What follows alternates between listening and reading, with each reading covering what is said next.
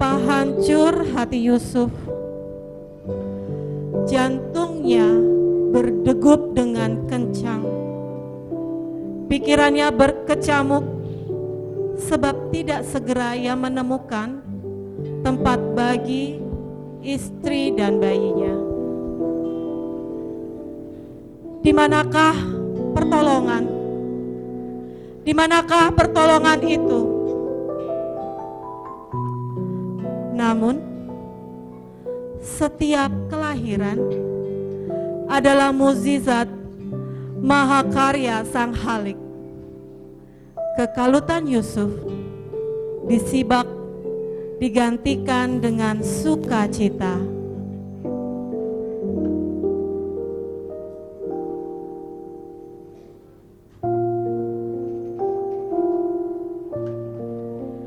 Bagai sinar lilin yang menyibak kegelapan, sinarnya tidak banyak, tapi sangat berarti.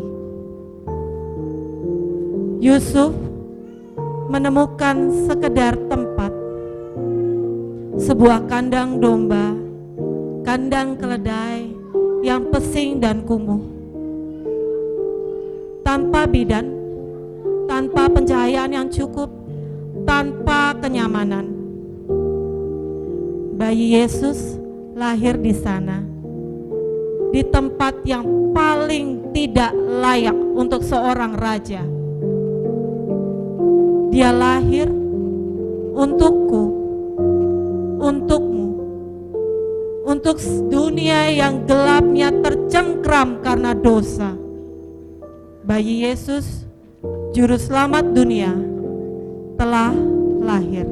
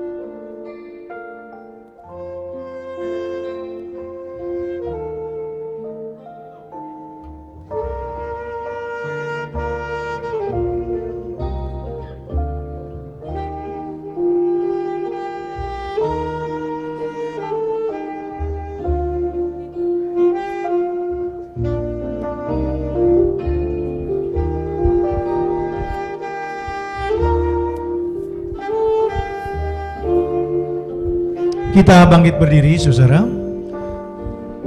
Kita angkat lilin kita dan kita akan menyanyikan Malam Kudus.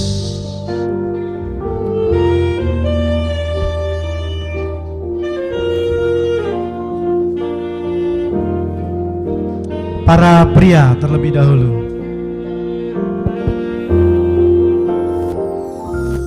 Malam kudus, sunyi senyap, dunia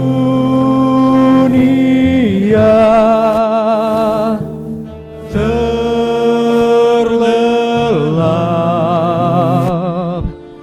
hanya dunia berjaga terus, ayam bunda mesra dan kudus, anak tidur tenang,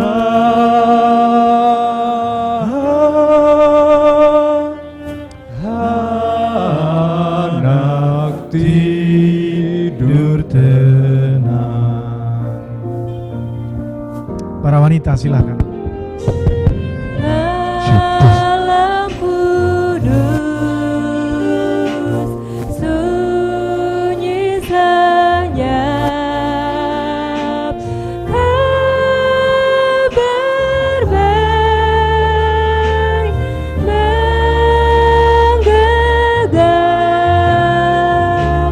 bala surga menyanyikan dia, kaum gembala menyaksikan dia, lahir Raja Shalom,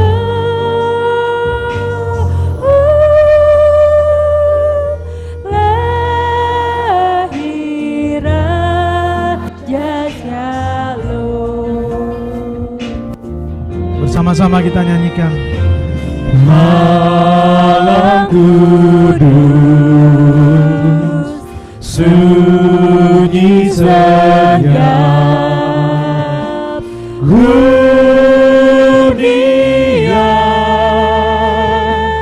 dan berkah tercermin bagi kami terus di wajah-Mu ya Anak kudus, cinta kasih kekal,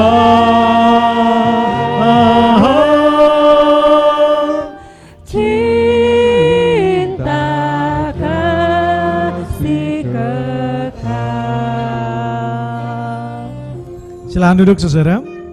Dan lilin kita matikan.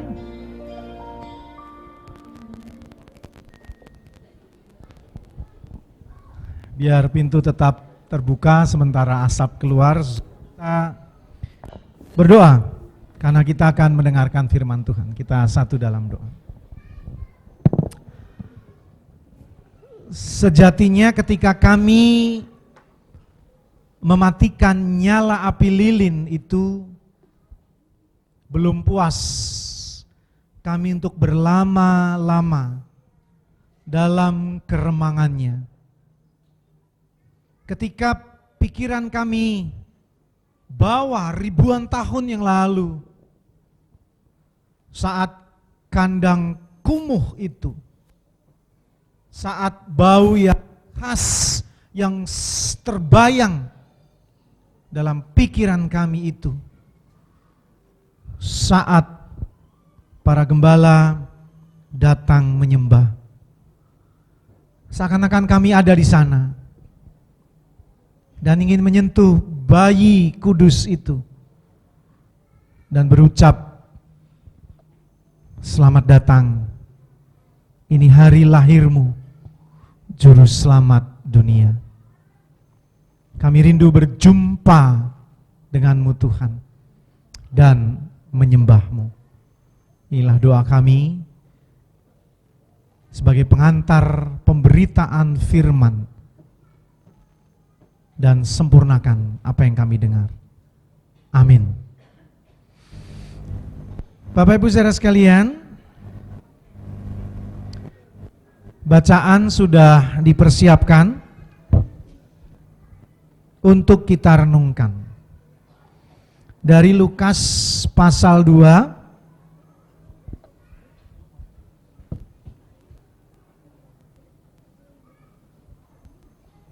saya akan bacakan ayat 8 sampai 20. Ayat 8 sampai 20. Di sini lebih terang. Di daerah itu ada gembala-gembala yang tinggal di padang menjaga kawanan ternak mereka pada waktu malam.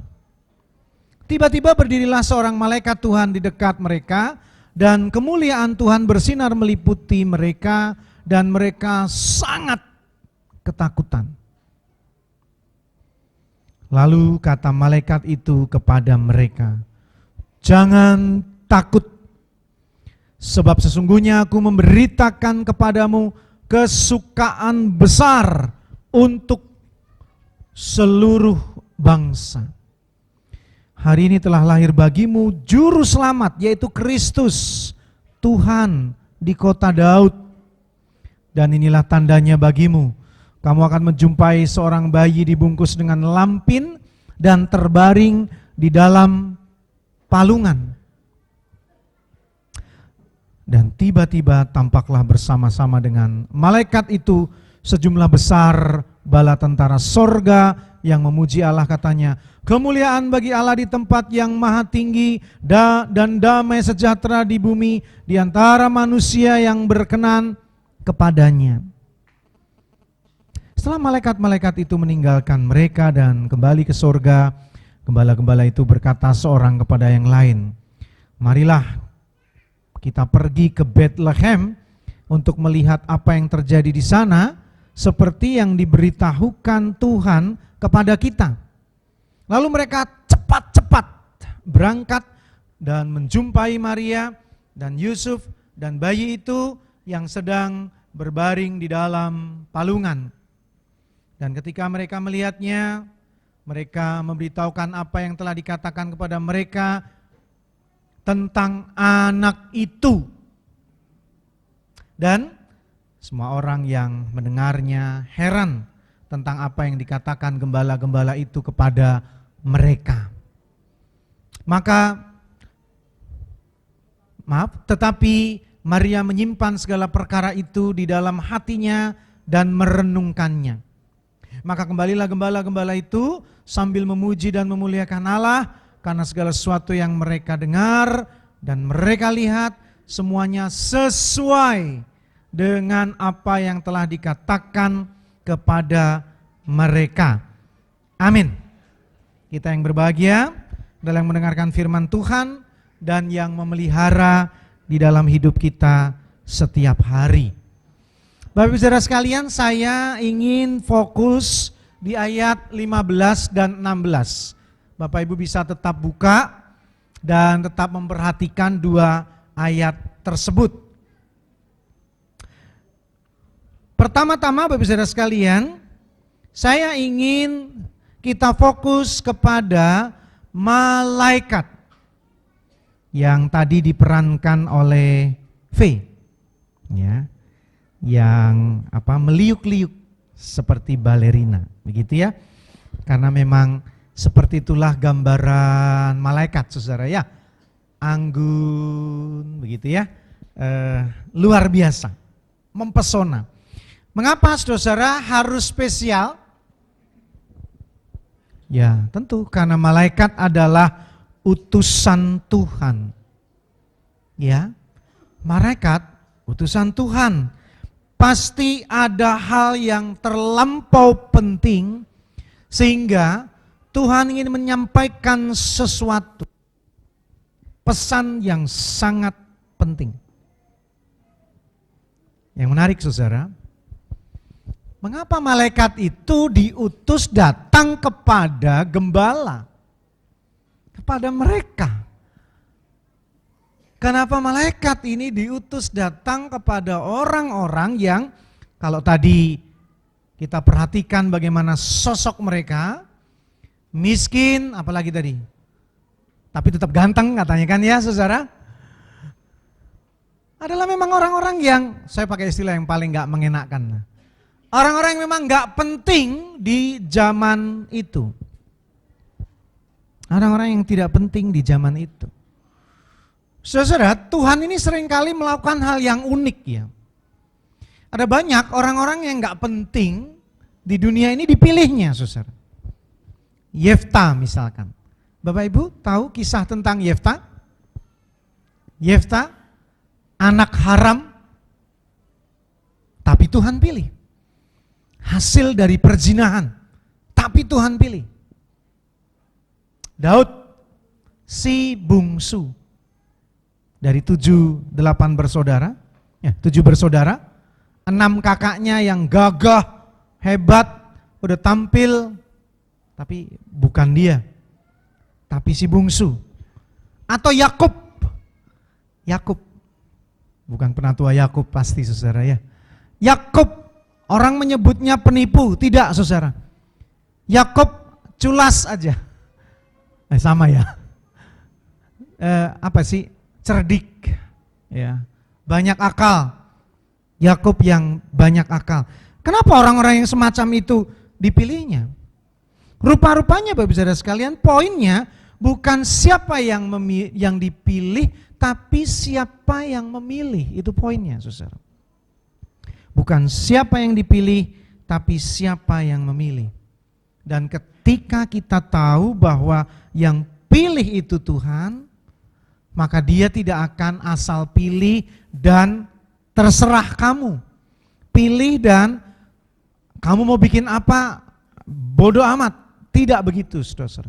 Tuhan yang memilih, Tuhan yang memampukan. Tuhan yang memilih, Tuhan yang akan memperlengkapi.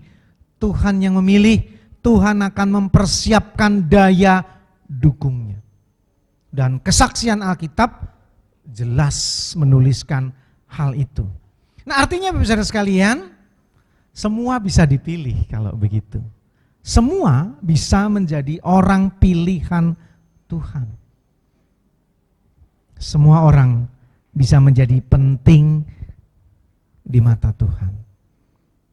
Persoalannya saudara, apakah saudara mau dipilihnya? Itu yang harus kita renungkan. Apakah saudara mau dipilihnya? Saudara, kisah tentang drama Gembala, itu secara imajiner menarik kalau kita renungkan saudara ya. Apa sih yang mau dipersembahkan buat bayi Yesus itu? Mereka punya bulu domba, wool. Itu yang mereka punya. Itu yang ada padanya. Mereka bisa persembahkan. Jangan saudara pikir gembala yang gak penting itu gak punya apa-apa. Ternyata dia punya. Dia tahu dia punya. Walau hanya itu yang dia punya. Tapi kalau kita pikir saudara, bahan dari wool itu mahal. Betul gak saudara? Mahal. Dan ketika mereka punya, mereka bisa persembahkan. Keju, keju dari susu domba. Saya nggak tahu rasanya kayak apa itu saudara ya. Mestinya juga enak, mestinya juga gurih, mestinya saudara ya. Dan itu dia punya. Dan keju kita tahu bukan produk yang murah. Tongkat, itu yang paling murah saudara ya. Tapi tongkat gembala. Tongkat seorang pemimpin. Tongkat seorang leader saudara. Di mana gembala tadi akan menyerahkan tongkat itu sebagai persembahan. Cocok sekali Bapak Saudara sekalian. Artinya gembala yang miskin Tuhan pilih, mereka punya, dipersiapkan, ada yang bisa dipersembahkan. Sekali lagi persoalannya saudara, Bersediakah kita menjadi seperti para gembala? Menerima panggilan itu atau menolak dengan berbagai alasan. Menolak dengan berbagai alibi. Menolak dengan berbagai, aku nggak bisa ini, aku nggak punya ini, aku nggak tahu itu, dan seterusnya. Bapak Ibu saudara sekalian, secara menarik, panitia memilih maskot hari ini. Apa maskotnya Bapak Ibu? Apa maksudnya? Little Drummer Boy. Iya. Ada di situ saudara, ya, ada di situ. Dia bagian dari sebuah lagu saudara. Tapi lagu ini memang sangat reflektif sekali. Membawa pesan yang penting tentang bagaimana dipilih oleh Tuhan dan bersedia memuliakan Tuhan, saudara-saudara. Dalam liriknya berbunyi seperti ini, sebagian saudara. I'm a poor boy too. Bicara miskin, saya miskin. Dia begitu saudara ya. Bicara miskin, saya miskin. I have no gift to bring. Apa yang bisa saya persembahkan? Enggak ada. That's fit to give our king. Yang cocok, yang fit, yang pas buat raja kita. Enggak ada, saya enggak punya saudara. Saya enggak punya. Coba bayangkan saudara ya. Itu sedih banget ya. Enggak ada yang bisa buat Tuhan. Lagi. Kemudian tokoh ini dalam syair lagu itu mengatakan I play my drum for him. Ya aku enggak punya apa-apa, aku cuma mau memuji Tuhan. Tapi seperti Om Berry yang enggak bisa main piano, main gitar, enggak pandai, apalagi main saksofon lebih sulit. Punyanya cuma drum. Dadang dudung, dadang dudung, dadang dudung. Sederhana banget saudara. Tapi dalam lagu itu nanti kita dengarkan tuh saudara. I play my best for him. Tapi aku main paling bagus buat Tuhan. Cuma dangdung, dangdung, dangdung. Gak apa-apa. Hanya itu yang aku punya. Dan apa hasilnya saudara? Then he smiled at me. Wih, luar biasa kan saudara ya.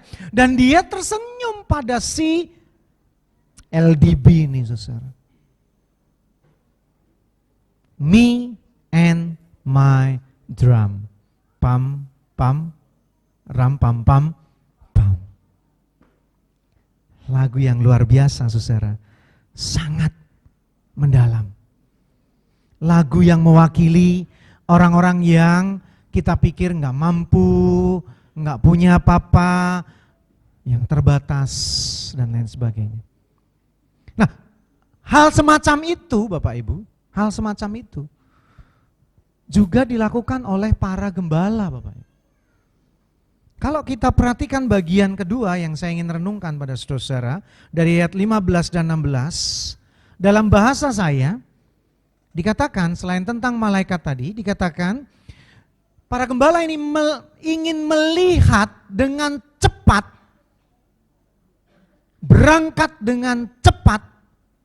Cepat ini kan simbol bersemangat, bergairah, apa yang diberitakan Tuhan.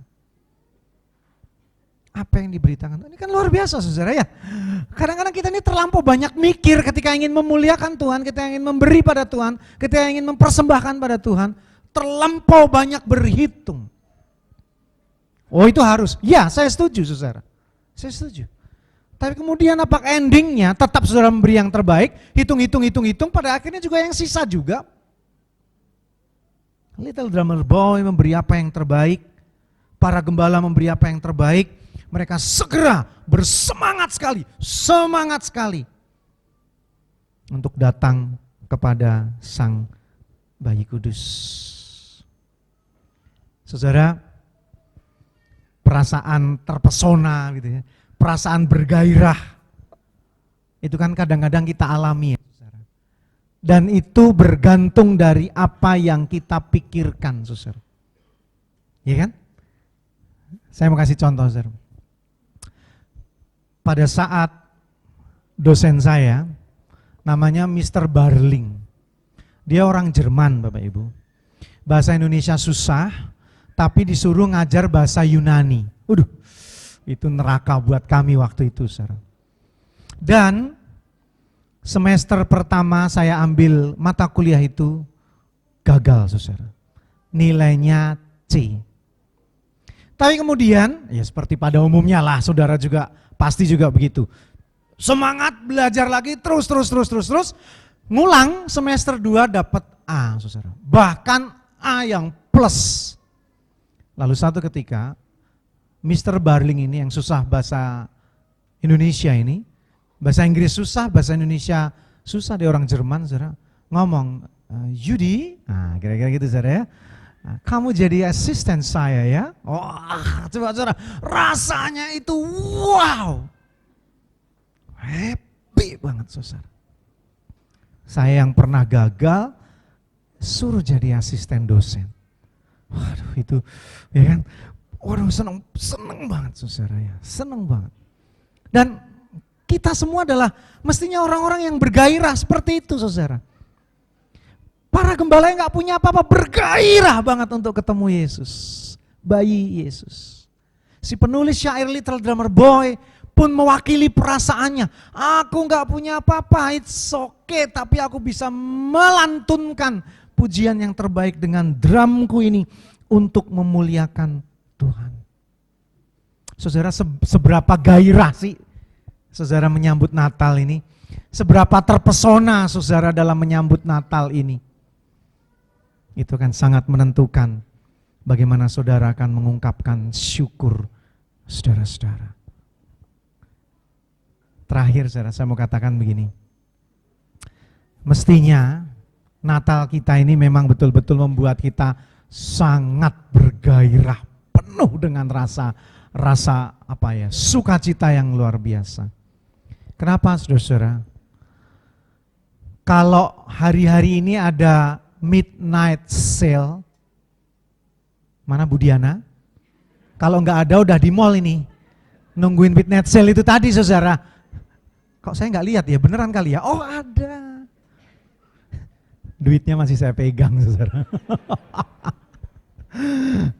Kalau midnight sale itu diburu para ibu-ibu, bapak-bapak enggak terlalu peduli, tapi ada juga mungkin saudara. Karena apa? Diskonnya gede-gedean. Jadi barang yang mestinya tidak mampu saudara beli, saudara bisa beli nih karena midnight sale. Malam nanti ada nggak ya? Pura-pura nggak tahu saudara. Ya, midnight sale. Nah, Yesus menjadi manusia, Tuhan menjadi bayi Yesus itu melampaui midnight sale itu saudara. Karena ketika midnight sale, barang-barang itu pada akhirnya mampu kita beli. Tapi keselamatan yang Tuhan sediakan mau di diskon segede apapun enggak kebeli, saudara. Dia terlampau mahal buat kita. Terlampau mahal buat saudara dan saya. Sampai akhirnya dia harus kasih gratis. Kalau enggak gratis, saudara, enggak kebeli oleh kita. Simbol banting harga itu adalah ketika Tuhan memilih lahir dalam simbol yang paling nista, saudara. Saya selalu mengulang bagian ini setiap kali khotbah Natal. Yang selalu kurang dari kandang ini adalah apa, saudara? Baunya. Ya, pasti saudara ingat itu kan? Karena masa kecil saya tinggal rumah, punya tetangga, piara kambing dan domba. Saya tahu persis baunya kandang itu kayak apa. Dan di tempat yang paling nista itulah Kristus lahir. Kalau enggak diobral begitu saudara, tidak terbeli oleh kita. Semua karena untuk saudara dan saya.